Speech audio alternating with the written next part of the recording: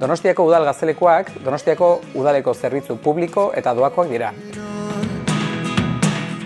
12 urtetik aurrerako nerabei zuzenduri daude. Nerabeak ondo pasatzera eta entretenitzera etortzen dira. Eduen denbora librean gustatzen zaizkien gauzak egitera. Eta hori da gaztelekuek modu profesional eta hezitzailean eskaintzen dutena. Zure adineko pertsonekin harremantzeko gunea da gaztelekua. Bertara lagunekin etorri, lagun berriak egin, espazio hau zuena da eta zuek eskatzen duzuen guztia egiteko aukera edukiko duzu hemen. Euren beharra aisialdian denboraz gozatzea da eta guk behar hori asetzen dugu zerbitzu eskaintza zabal baten bitartez. Zerbitzua aisialdian eta heziketan oinarritzen da eta horretarako proposamen ludiko eta entretenegarri bat eskaintzen dugu. Gaztelekuek lagunekin, beste gazteekin, esperientzia berriak bizitzeko aukera ematen dute.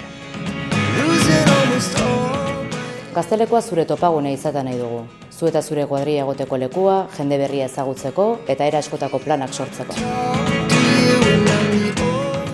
Egiten diren ekintzen artean hauek daude. Txapelketak, tailerrak, talde jolasak. Parte hartzea sustatu nahi dugu, programen prestaketetan zuen inplikazioa hemen gurekin batera edukiz.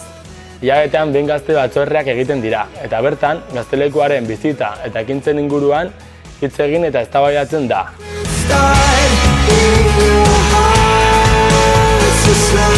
Zu zara protagonista, egin proposamen berriak eta parte hartu gaztelekuaren martxan.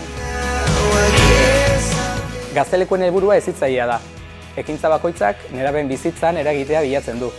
Esperientzia eta bizipen desberdinen bitartez, elkar bizitzarako trebatuz.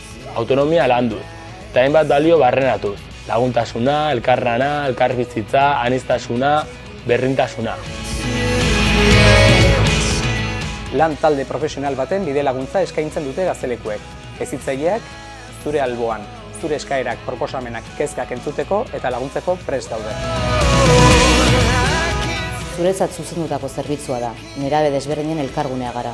Aniztasuna eta elkarbizitza baitira gazteleku baten izaera.